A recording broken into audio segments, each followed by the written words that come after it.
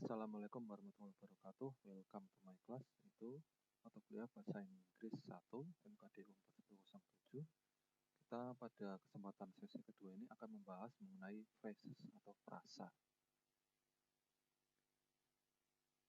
Tujuan instruksional khusus di sini itu adalah pertama mengidentifikasi noun phrase, kedua verb phrase, ketiga adjective phrase, keempat adverbial phrase, dan yang kelima prepositional phrase. Frase atau phrase itu adalah gabungan dari dua kata atau lebih yang membentuk fungsi baru tetapi tidak berisi subjek ataupun berisi predikat. Jadi hanya dua kata minimal atau lebih dan membentuk fungsi baru. Ya. Kita bisa contohkan dalam bahasa Indonesia, misalnya kalau ada kata kamar dan ada kata mandi. Itu dua kata yang berbeda digabungkan menjadi satu, itu adalah sebuah frase yang menjadi kamar mandi. Atau ruang dan tunggu digabungkan menjadi ruang tunggu, maknanya sudah beda ya. Itu adalah frase. Dalam bahasa Inggris itu apa saja frase? Tadi kan dalam bahasa Indonesia ruang tunggu, kamar mandi, itu adalah frase. Dalam bahasa Inggris kita akan mempelajarinya. Oke, kegiatan belajar pertama tentang noun phrase. Noun itu adalah kata benda, ya. Artinya adalah noun phrase itu adalah gabungan dua kata atau lebih yang berfungsi sebagai kata benda. Fungsi noun phrase itu adalah sebagai subjek, sebagai objek, ya, sebagai objek setelah predikat, sebagai objek setelah aux, sebagai objek pelengkap atau sebagai objek kedua, dan sebagai objek pelaku atau dalam kalimat pasif. Sebagai contoh, kalau sebagai subjek all students study English, all students di sini adalah sebuah noun phrase, fungsinya sebagai subjek. Yang kedua, I love all people. All people di sini sebagai objek, ya, sebagai objek dari kata kerja love. Objek pertama ini menjadi objek pertama. Selanjutnya, English is the name of a language. The name of a language ini adalah sebuah subjek, sebagai objek dari be. Be-nya itu apa? Is. Ya. Be itu adalah salah satu bagian dari auxiliary verb. Auxiliary verb itu macam-macam. Ada be yaitu am is are dalam simple present ataupun was atau were dalam simple past. Ya, ini. Jadi be ditambah dengan noun phrase. Selanjutnya, I consider English my favorite subject. Saya menganggap Inggris pelajaran favorit saya. My favorite subject di sini itu adalah objek kedua. Objek pertamanya adalah English. Ini juga sebagai fungsi salah satu dari noun phrase, objek pelengkap. Ya. Yang terakhir, English is studied by all students. By all students. All students di sini adalah sebenarnya adalah objek pelaku karena ini adalah kalimat pasif. Ya. Pelakunya adalah justru ini. Kalimat pasif itu selalu objeknya itu menjadi pelakunya. Baik, kita lanjutkan. Jenis-jenis noun phrase. Jenis-jenis noun phrase itu kalau di dalam buku itu ada dua saja, yaitu sebagai gerund dan sebagai infinitive. Jenisnya gerund dan infinitive. Tetapi dari sumber lain itu masih ditambah lagi, masih ada 3 lagi ya. Jenis pertama adalah gerund. Gerund itu adalah verb ing yang berfungsi sebagai noun atau kata benda. Saya ulangi, gerund itu adalah verb ing, tapi fungsinya sebagai kata benda. Contohnya, swimming. Swimming itu kata kerja yang ditambahi ing dan fungsinya menjadi kata benda. Swimming in the river is my hobby. Berenang di sungai itu adalah hobi saya. Ini fungsinya sebagai S, subjek. My hobby is swimming in the river. Hobi saya adalah berenang di sungai. Berenang di sungai itu adalah sebagai objek. Objek setelah be atau auxiliary verb ini ya. Is. I love swimming in the river. Saya suka berenang di sungai. Berenang di sungai di sini adalah sebagai objek setelah kata kerja suka atau love. Itu gerund. Kemudian infinitive. Infinitive adalah to plus kata kerja atau kata kerja yang didahului dengan to, yang fungsinya sebagai kata benda. Jadi kata kerja swim kalau ditambah itu bisa berfungsi sebagai kata benda. Contohnya, to swim is my hobby. To swim di sini adalah sebagai subjek. Berenang itu adalah hobi saya. Kemudian determiner atau a atau an atau the yang mendahului kata benda. Contohnya a student, two students. the students. Itu adalah determiner plus noun. Contohnya, a student is studying in the classroom. A student, the student itu bisa sebagai subjek. Adjektif yang mendahului noun. Adjektif kita tahu sebagai kata sifat. Kata sifat itu biasa atau dan selalu itu menerangkan kata benda. A diligent student, diligent student, diligent itu kata sifat, student itu kata benda. Itu berfungsi sebagai subjek, sebagai satu kesatuan kata benda yaitu noun phrase. A diligent student is studying in the classroom. Selanjutnya, noun yang didahului oleh adverb dan adjektif. Adverb itu biasanya adalah kata sifat yang didahului ly, yang diakhiri ly. Surprisingly, diligent student. Artinya apa? Seorang mahasiswa yang secara mengejutkan itu tiba-tiba menjadi pintar, menjadi rajin. Biasanya berarti nggak rajin ini ya. Seorang mahasiswa yang tiba-tiba rajin itu sedang belajar. Surprisingly diligent student di sini sebagai subjek. Adverb, adjective plus noun. Jadi intinya itu ada nounnya ya semuanya ya. Oke, kita latihan sekarang. Identifikasi fungsi dari noun phrase yang diberi warna merah. Running along the street is my hobby. Running along the street itu sebagai apa? Oke, sebagai subjek. Ya, kita akan menentukan sebagai subjek atau objek saja ya. Karena inti dari noun atau kata benda itu pasti kalau enggak subjek ya objek. Ya kan? My hobby is running along the street. Running along the street itu sebagai apa? Ya, betul, sebagai objek. Ya, setelah be yaitu is. I love running along the street. Running along the street itu di sini itu sebagai apa? Sebagai objek atau sebagai subjek? Ya, sebagai objek. Setelah kata kerja love. Tidak, jangan terlalu memperhatikan setelah-setelahnya ya. Yang penting kita bisa memprediksi apakah ini subjek atau objek itu aja dalam noun supaya mudah. Ya. Selanjutnya, infinitive. To run along the street is my hobby. Ya, to run along the street is my hobby. To run along the street itu fungsinya sebagai apa? Sebagai subjek atau sebagai objek? Silahkan dijawab. Oke, sebagai subjek. Ya, gampang ya. Selanjutnya kita lanjutkan. Lebih sulit sedikit. Ya. A student is studying in the classroom. Coba ini prediksi ini sebagai subjek atau objek?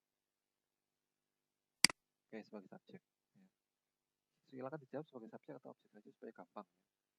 A diligent student is studying in the classroom. A diligent student itu sebagai apa? Subjek atau objek? Oke, sebagai subjek. Mudah sekali. A surprisingly diligent student is studying. Mahasiswa yang tiba-tiba rajin itu sedang belajar. Sebagai apa ini? Subjek lagi. I love her smiling face. Her smiling face ini sebagai apa? Oke, sebagai objek. Ya. Objek pertama. Jangan pedulikan pertama atau keduanya. Yang penting kita tahu itu subjek atau objek itu aja. A book is read by a student. A student di sini sebagai apa? Objek pelaku karena kalimat pasif. Ya. Selanjutnya, I consider her my best friend. Saya menganggapnya teman baik saya. My best friend sebagai apa? Oke, sebagai objek juga. Lengkap ya. Karena di sini ada objek pertama yaitu her. Dan my best friend itu sebagai objek kedua. Selanjutnya, kita akan belajar verb phrase sebagai kegiatan belajar yang kedua. Verb phrase atau kita definisikan sebagai gabungan dua kata atau lebih yang salah satunya adalah verb atau kata kerja. Saya ulangi, gabungan dua kata atau lebih yang salah satunya adalah kata kerja. Contoh, all students study English. Study English yang ada studinya. I consider English my favorite subject. Ada considernya. All students are studying. Ada studinya. She has studied English. Ada studinya. She had studied English. Ada studinya juga. She quickly study English. Ada studinya. Yang jelas semuanya ada kata kerjanya. Ya, kalau ada kata kerja itu pasti verb phrase. Misalnya verb phrase itu terdiri dari frasa itu terdiri lebih dari satu kata pastinya.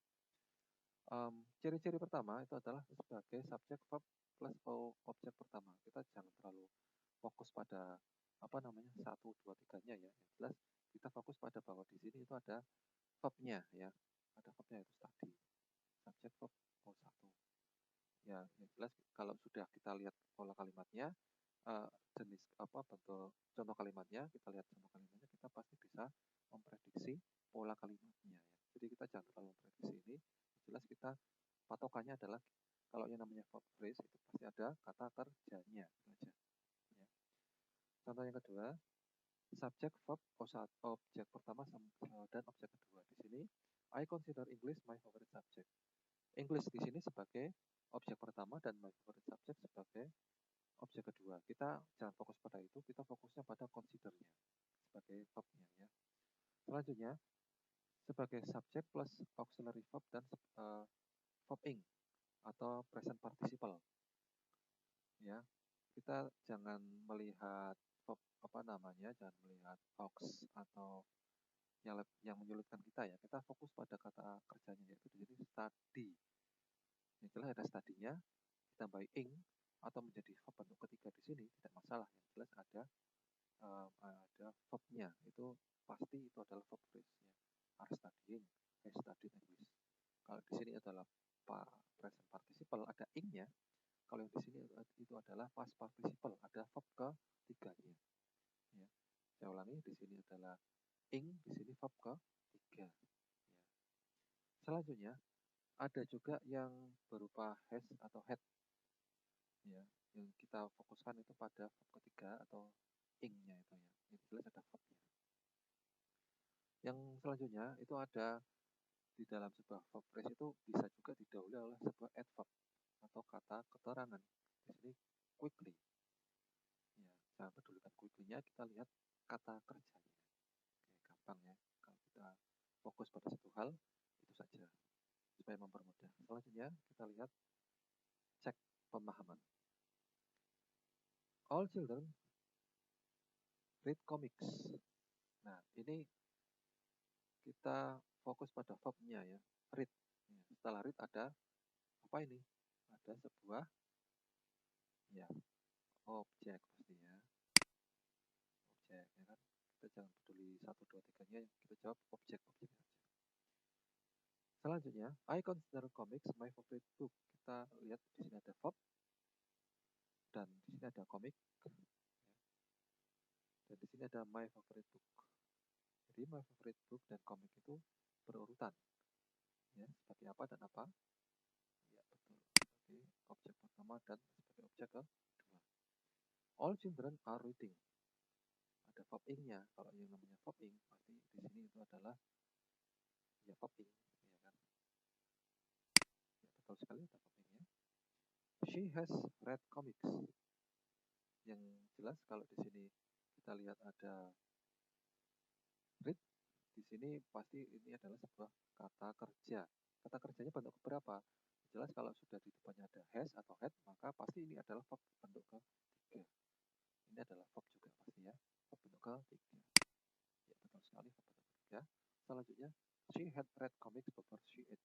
Tadi sudah saya sebutkan yang kalau ada has atau had, pasti di belakangnya adalah verb bentuk ketiga. Ya, betul. She quickly read a comic. Dia dengan cepat membaca sebuah komik. Yang ini adalah verb biasa, di sini adalah sebuah kata keterangan. Oke, betul sekali. Selanjutnya kegiatan belajar ketiga yaitu adjective phrase. Adjective phrase itu adalah gabungan dua kata atau lebih yang salah satunya adalah adjektif dan berfungsi menerangkan kata benda. Kita ingat-ingat lagi pelajaran sebelumnya, yang namanya adjektif itu adalah menerangkan kata benda. Sebaliknya, yang namanya adverb atau kata keterangan itu menerangkan kata kerja. Jangan salah ya, bahasa Inggris ya. Jenis-jenis adjective phrase terletak setelah participle ing. Contohnya, I saw her studying English. Ya. I saw her studying English. Ya. Di sini yang harusnya dicetak merah itu adalah yang studying English. Ya. Ya. Jadi I saw her itu adalah kata kalimat utuhnya, dan studying English-nya itu yang harusnya dicetak merah. Ini saya salah ini ya. Jadi studying English itu menerangkan her-nya itu ya, menerangkan her. Mohon maaf ini ada salah memberi warna ya, nggak apa-apa kita lanjutkan. Kemudian terletak setelah participle verb ketiga. Tadi ing ini terletak setelah verb ketiga. Contohnya I gave her a book entitled The Story of Cinderella. Terletak setelah verb ketiga. Mana verb ketiganya? Entitled ini ya. Ini di sini berarti menerangkan objek. Objeknya apa? A book. Saya memberikannya buku berjudul Cerita Cinderella. Nah, ini berarti menerangkan buku ini. Tadi disebutkan menerangkan kata benda ya, yang namanya adjective phrase itu ya. Kemudian terletak setelah preposisi. Preposisi itu contohnya adalah in, on, at, by, with, about, dan seterusnya. Contohnya, she lives in a town near a river. Nah, terletak setelah near ini ya, a river. Nah, ini menerangkan apa? Menerangkan objek. Objeknya apa? A town. Dia tinggal di sebuah kota yang berada di dekat sebuah sungai. Berada dekat sungai itu berarti menerangkan objek ya, town itu sendiri ya. Terletak setelah kata keterangan. She is wonderfully talented. Yaitu secara sangat menakjubkan itu sangat bertalenta. Ya. Menerangkan subjeknya. She-nya. Dia itu bertalenta. Ya. Wonderfully talented itu menerangkan she-nya. Kemudian terletak setelah verb, setelah kata kerja. She feels alone in the world. Alone in the world di sini, alone di sini itu adalah adjektif ya. Dia merasa sendirian di dunia. Itu menerangkan subjeknya. Sendiri di dunia itu menerangkan apa? Menerangkan she-nya. Oke. Bukan menerangkan feel-nya. Jadi inti dari adjektif itu adalah menerangkan kata benda. Kita latihan sekarang. Identifikasi apa yang diterangkan oleh adjective phrase dalam warna merah ini. I saw her carrying a laptop. Ini saya mohon maaf, ini yang harusnya di warna merah itu yang carrying a laptopnya ya. Ini menerangkan apa? Menerangkan subjek atau objeknya. Subjeknya I, objeknya her. Menerangkan apa? Carrying a laptop ini. Oke, menerangkan objeknya itu her. Yang kedua, I gave her a book covered with leather. Covered with leather ini menerangkan apa? Menerangkan I, menerangkan give-nya, menerangkan her-nya, atau menerangkan a book-nya. Oke, jawabnya adalah menerangkan a book-nya. Dan a book di sini itu adalah sebuah objek. Ya, betul sekali. She lives in a town beside a river. Dia tinggal di sebuah kota yang berada di dekat sungai. Beside a river ini menerangkan apa? Menerangkan she, menerangkan lives, atau menerangkan town. Ya, betul sekali, menerangkan town. Town di sini adalah sebagai objek. Oke. She is amazingly talented. Dia secara menakjubkan itu sangat bertalenta. Menerangkan apa? Amazingly talented. Menerangkan pasti menerangkan she, menerangkan subjek. Ya. She feels sorry for her mistake. Dia merasa menyesal atas kesalahannya. Sorry for her mistake itu menerangkan apa? Menerangkan she atau menerangkan feels-nya? Menerangkan she-nya, menerangkan subjeknya. Oke, betul sekali. Mudah ya. Oke, sekarang kegiatan belajar keempat atau adverbial phrase. Adverb itu adalah kata keterangan ya. Artinya adalah adverbial phrase itu adalah gabungan dua kata atau lebih yang salah satunya adalah adverb atau kata keterangan dan berfungsi menerangkan kata kerja.